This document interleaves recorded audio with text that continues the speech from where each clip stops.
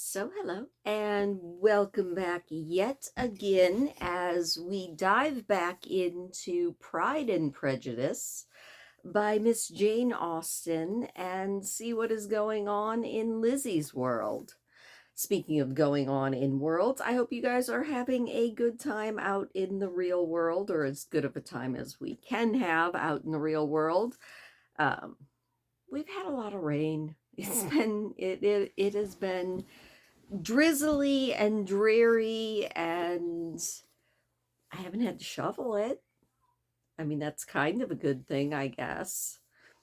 I wonder, see, every time winter rolls around, it just makes me happier that we live in the here and now and not back in the day of Jane Austen and things like that. Cuz I feel like winter was probably a lot harsher back then. And they don't really write that much, at least not Miss Jane Austen doesn't really write that much about the harsh realities of life back then, but you always think about stuff like that. Like, did they have good indoor plumbing? Probably not. Did they have like warm rooms? Probably not. I mean, I need to look up exactly what was going on in the world when this book was written because I think it was in the 1800s. Yeah, the 1800s. I mean, things are not quite hitting the whole Industrial Revolution extremely in that time. Huh. I'm a very happy person to be living in a time that I do.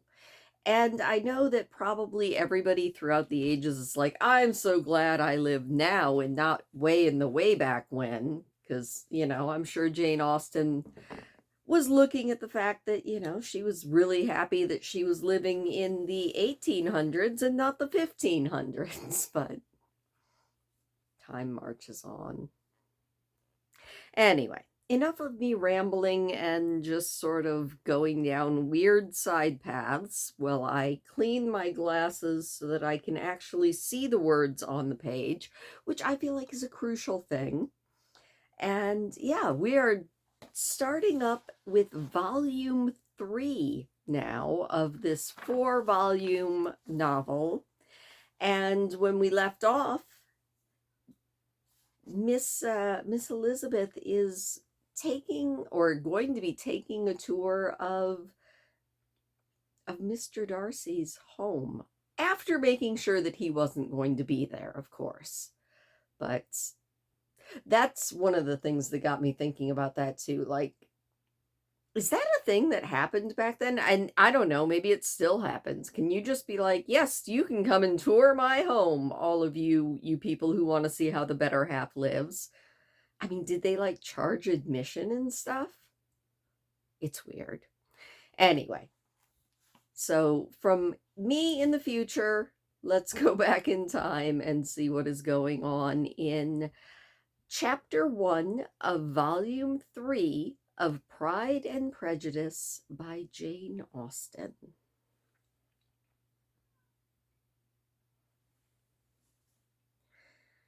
Elizabeth, as they drove along, watched for the first appearance of Pemberley Woods with some perturbation. And when at length they turned in at the lodge, her spirits were in a high flutter. The park was very large and contained great variety of ground. They entered in one of its lowest points and drove for some time through a beautiful wood stretching over a wide extent. Elizabeth's mind was too full for conversation, but she saw and admired every remarkable spot and point of view.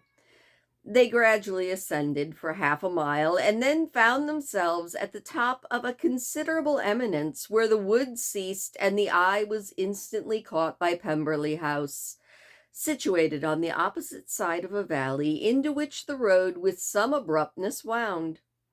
It was a large, handsome stone building standing on well-rising ground and backed by a ridge of high woody hills, and in front, a stream of some natural importance which swelled into greater, but without any artificial appearance.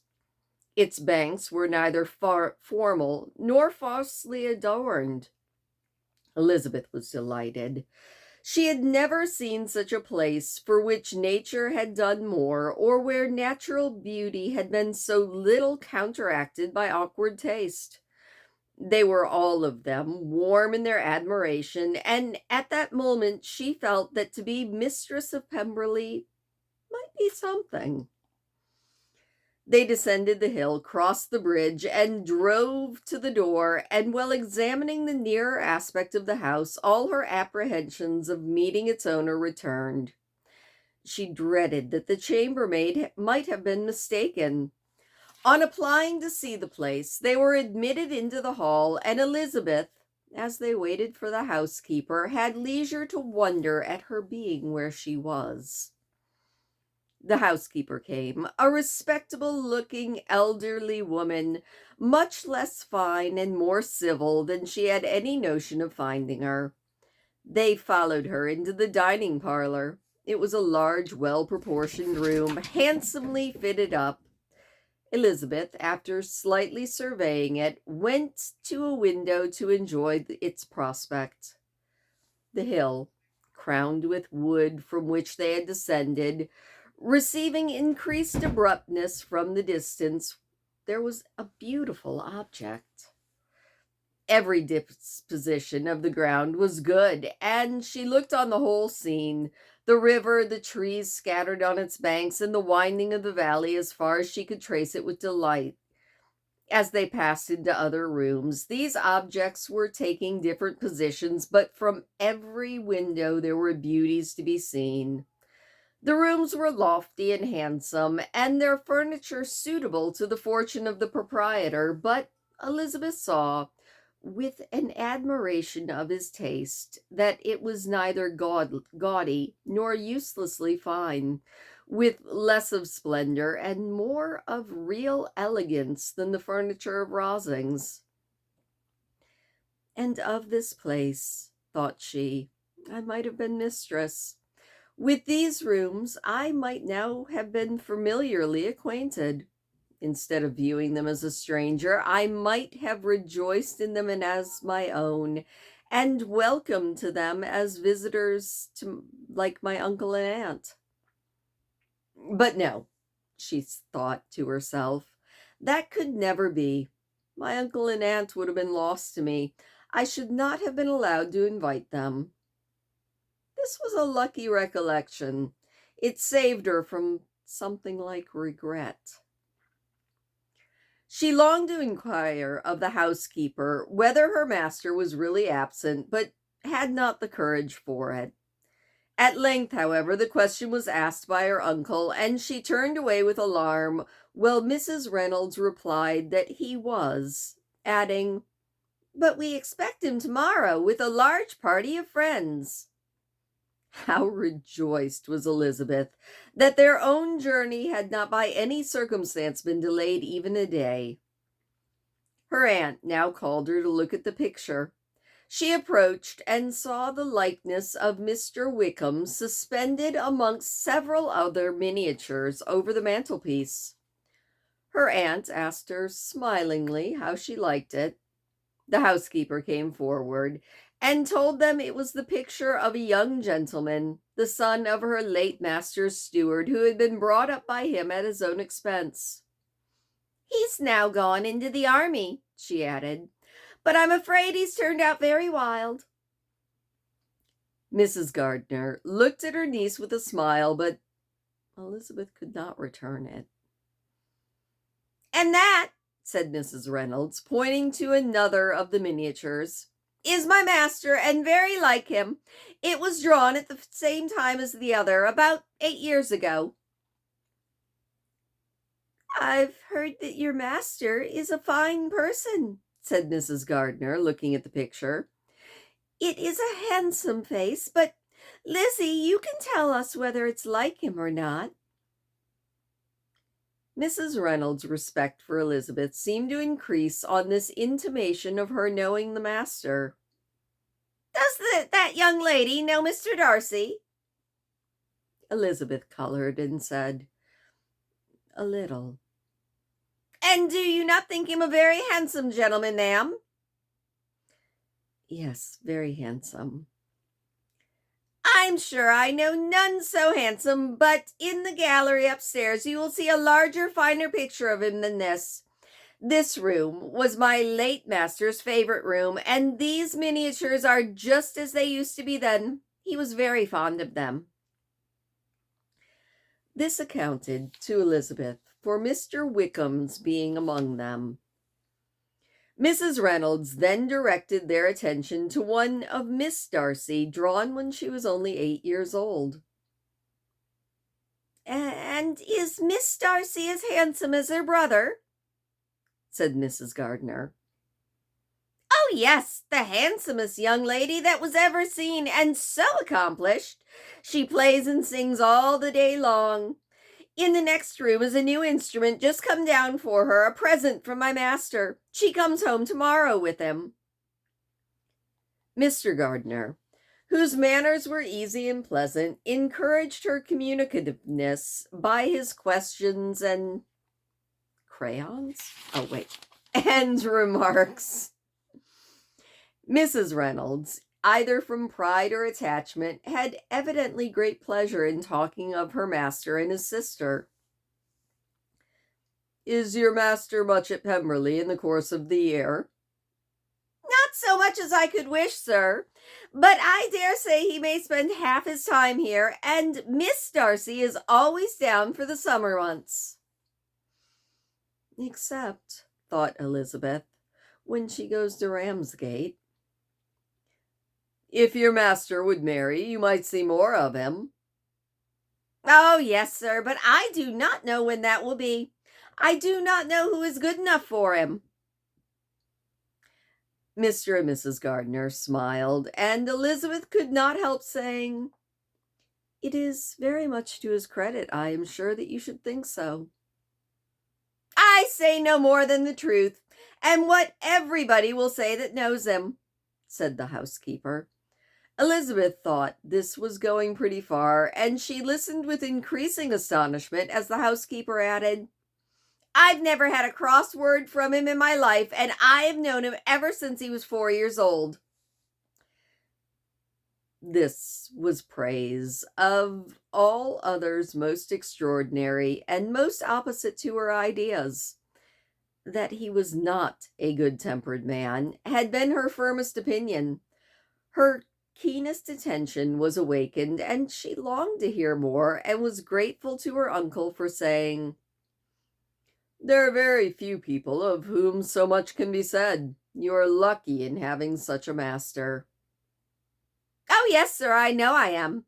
If I was to go through the world, I could not meet with a better. But I have always observed that they who are good-natured when children are good-natured when they grow up, and he was always the sweetest-tempered, most generous-hearted boy in the world." Elizabeth almost stared at her. "Can this be Mr. Darcy?" she thought. "His father was an excellent man," said Mrs. Gardiner. "Yes, ma'am, that he was indeed, and his son will be just like him, just as affable to the poor." Elizabeth listened, wondered, doubted, and was impatient for more. Mrs. Reynolds could interest her on no other point. She related the subject of the pictures, the dimensions of the rooms, and the price of the furniture in vain. Mr. Gardiner, highly amused by the kind of family prejudice to which he attributed her excessive commendation of her master, soon led them again to the subject, and she dwelt with much energy on his many merits as they proceeded together up the great staircase. "He's the best landlord and the best master," she said, "that ever lived. Not like those wild young men nowadays who think of nothing but themselves. There is not a one of his tenants or servants but will call him and give him a good name. Some people call him proud, but I am sure I never saw anything of it. To my fancy, It is only because he does not rattle away like those other young men." "This is a fine account of him," whispered her aunt. "It is not quite consistent with his behavior to our poor friend." "Perhaps we might be deceived?" "Or that is not very likely, but perhaps our authority was too good?"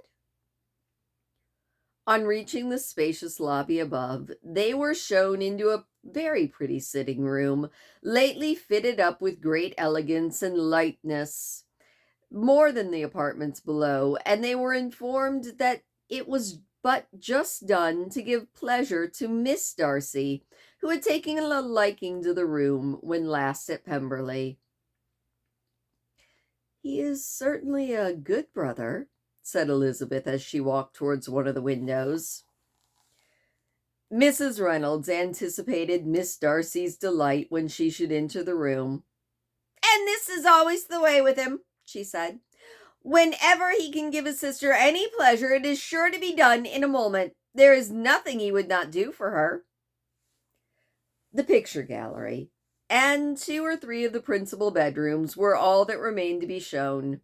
In the former were many good paintings, but Elizabeth knew nothing of the art, and from such as been already visible below, she willingly took turn to look at the drawings of Miss Darcy's in crayon, whose subjects were usually more interesting and also more intelligible. In the gallery there were many family portraits, but they could have little to fix the attention of a stranger. Elizabeth walked on in quest of the only face whose features would be known to her. At last it arrested her, and she beheld a striking resemblance of Mr. Darcy, with such a smile over the face as she remembered to have sometimes seen when he looked at her. She stood several minutes before the picture in earnest contemplation, and returned to it again before they quit the gallery. Mrs. Reynolds informed them that it had been taken in his father's lifetime. There was certainly at this moment in Elizabeth's mind a more gentle sensation towards the original than she had ever bestowed on him in the height of their acquaintance. The commendation from Mrs. Reynolds was of no trifling nature. What praise is more valuable than the praise of an intelligent servant?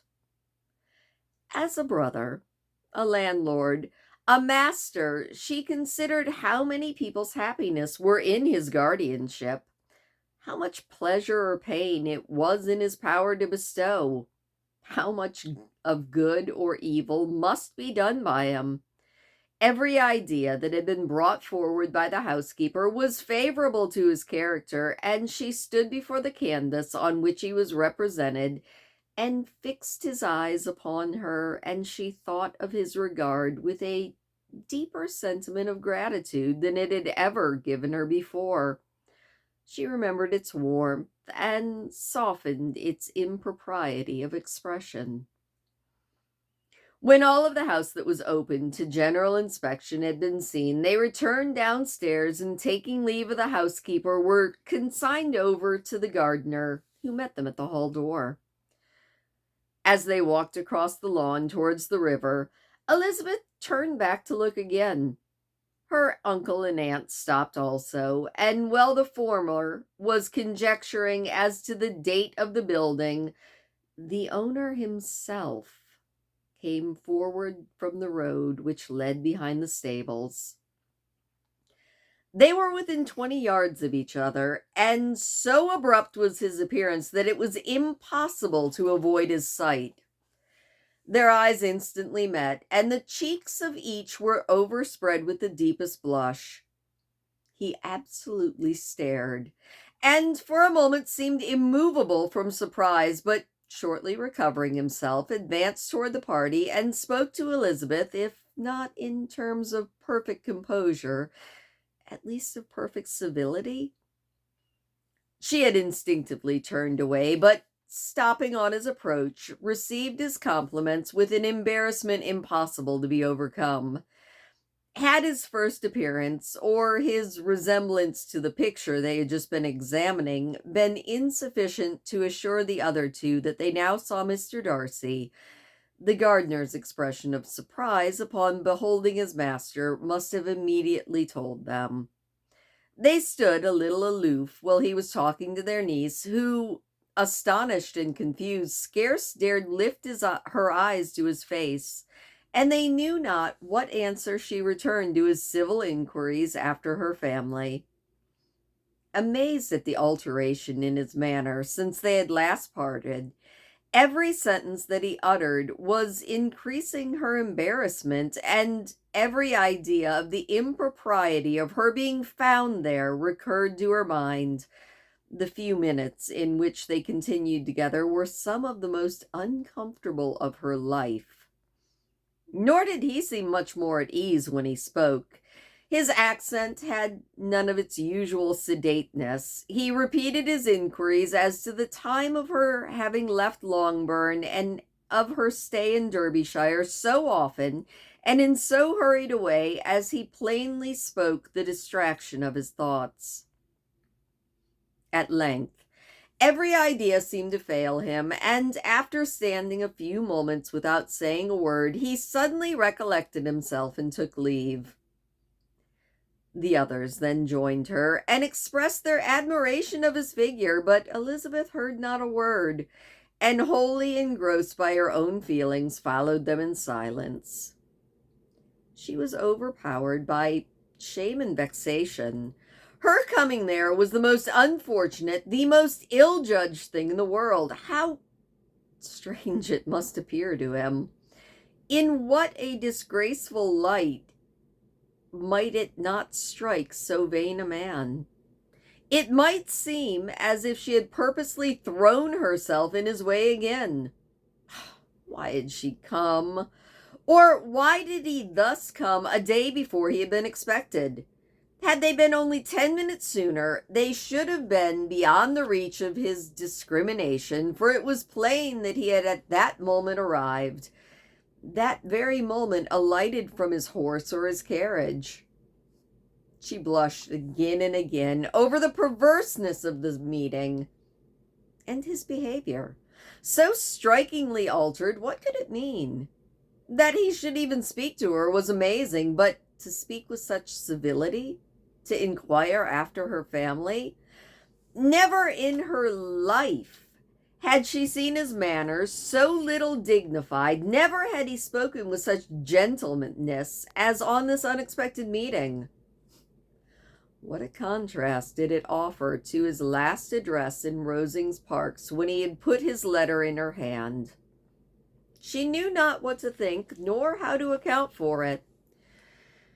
They had now entered a beautiful walk by the side of the water, and every step was bringing forward a knobberful of ground, or a finer reach of the woods to which they were approaching, but it was some time before Elizabeth was sensible to any of it, and though she answered mechanically to the repeated appeals of her uncle and aunt, and seemed to direct her eyes to such objects as they pointed out, she distinguished not one part of the scene. Her thoughts were all fixed on that one spot of Pemberley House, whichever it might be where Mr. Darcy then was. She longed to know what at that moment was passing through his mind, in what manner he thought of her, and whether, in defiance of everything, she was still dear to him.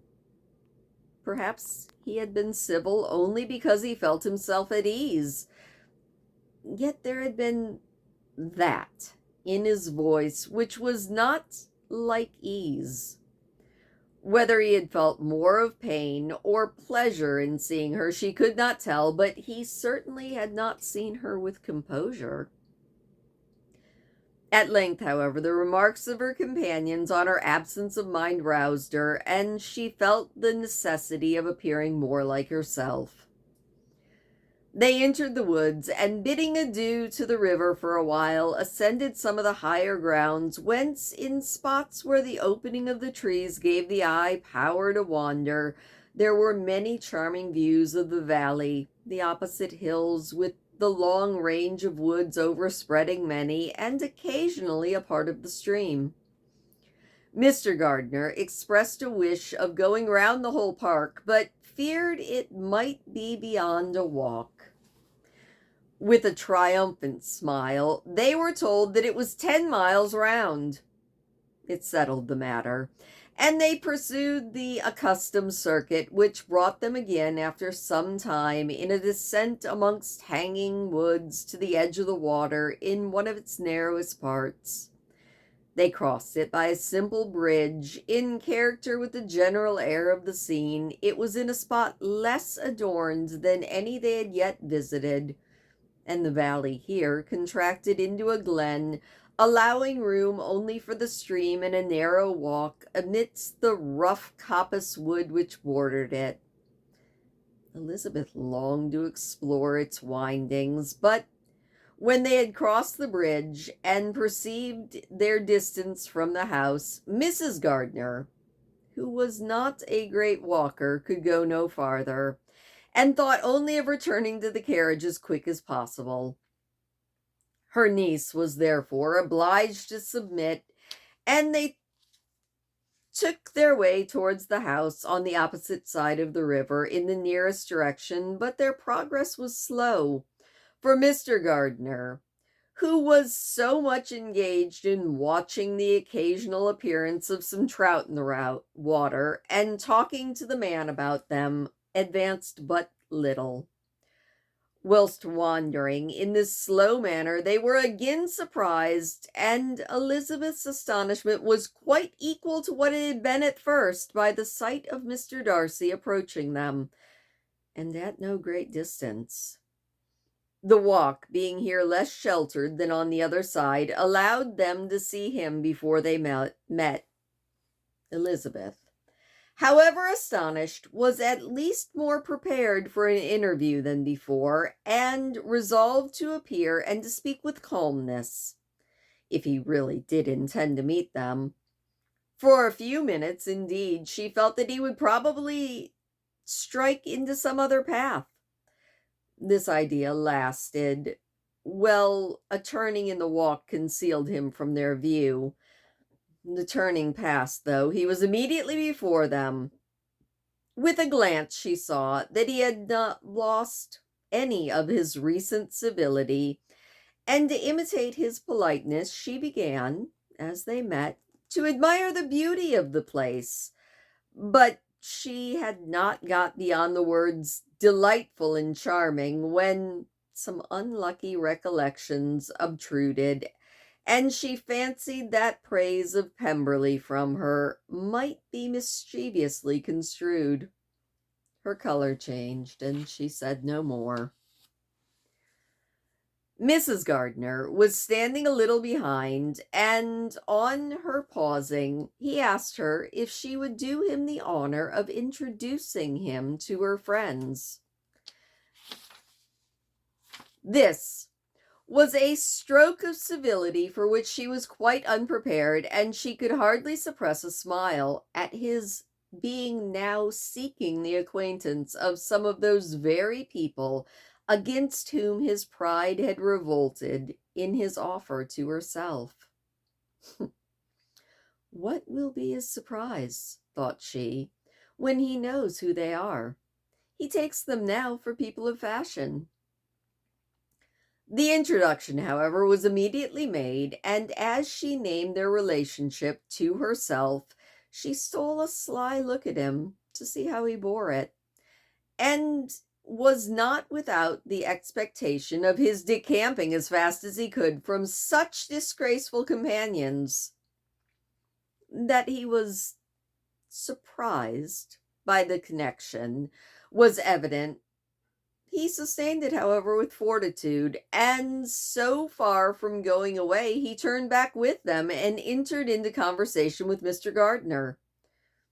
Elizabeth could not but be pleased, and could not but triumph. It was consoling that he should know she had some relations for whom there was no need to blush. She listened most attentively to all that passed between them, and gloried in every expression, every sentence of her uncle, which marked his intelligence, his taste, or his good manners. The conversation soon turned upon fishing, and she heard Mr. Darcy invite him with the greatest civility to fish there as often as he chose, while he continued in the neighborhood, offering at the same time to supply him with fishing tackle and pointing out those parts of the stream where there was usually the most sport. Mrs. Gardner, who was walking arm in arm with Elizabeth, gave her a look expressive of her wonder. Elizabeth said nothing, but it gratified her exceedingly. The compliment must be all for herself. Her astonishment, however, was extreme, and continually was she repeating, "Why is he so altered? From what can it proceed? It cannot be for me. It cannot be for my sake that his manners have softened. My reproofs at Hunsford could not work such a change as this. It is impossible that he still loves me." After walking some time in this way, the two ladies in front, the two gentlemen behind, on resuming their places, after descending to the brink of the river for a better inspection of some curious water plants, there chanced to be a little altercation. It originated in Mrs. Gardner, who, fatigued by the exercise of the morning, found Elizabeth's arm inadequate to her support, and consequently preferred her husband's. Mr. Darcy took her place by her niece, and they walked on together. After a short silence, the lady first spoke. She wished him to know that she had been assured of his absence before she came to the place, and accordingly began by observing that his arrival had been very unexpected. "For your housekeeper," she added, "informed us that you would certainly not be here until tomorrow. And indeed, before we left Bakewell, we understood that you were not immediately expected in the country." He acknowledged the truth of it all, and said that business with his steward had occasioned his coming forward a few hours before the rest of the party with whom he had been traveling. "They will join me early tomorrow," he continued, "and among them are some who will claim an acquaintance with you, Mr. Bingley and his sisters." Elizabeth answered only by a slight bow. Her thoughts were instantly driven back to the time when Mr. Bingley's name had been last mentioned between them, and if she might judge from his complexion, his mind was not very differently engaged. "There is also one other person in the party," he continued after a pause, "who more particularly wishes to be known to you. Will you allow me, or do I ask too much, to introduce my sister to your acquaintance during your stay at Lambton?" The surprise of such an application was great indeed. It was too great for her to know in what manner she acceded to it. She immediately felt that whatever desire Miss Darcy might have of being acquainted with her must be the work of her brother, and without looking farther, it was satisfactory. It was gratifying to know that his resentment had not made him think truly ill of her. They now walked in silence, each of them deep in thought. Elizabeth was not comfortable. That was impossible, but she was flattered and pleased. His wish of introducing his sister to her was a compliment of the highest kind. They soon outstripped the others, and when they had reached the carriage, Mr. and Mrs. Gardner were a quarter-mile behind. He then asked her to walk into the house, but she declared herself not tired, and they stood together on the lawn. At such a time, much might have been said, and silence was very awkward. She wanted to talk, but there seemed an embargo on every subject. At last she recollected that she had been traveling, and they talked of Matlock and Dovedale with great perseverance. Yet time and her aunt moved slowly, and her patience and ideas were nearly worn out before the tete-a-tete was over. On Mr. and Mrs. Gardner's coming up, they were all pressed to go into the house and take some refreshment, but this was declined, and they parted on each side with the utmost politeness. Mr. Darcy handed the ladies into the carriage, and when it drove off, Elizabeth saw him walking slowly towards the house. The observations of her uncle and aunt now began, and each of them pronounced him to be infinitely superior to anything they had expected. "He is perfectly well behaved, polite, and unassuming," said her uncle. "There is something a little stately in him, to be sure," replied her aunt, "but it is confined to his air, and is not unbecoming.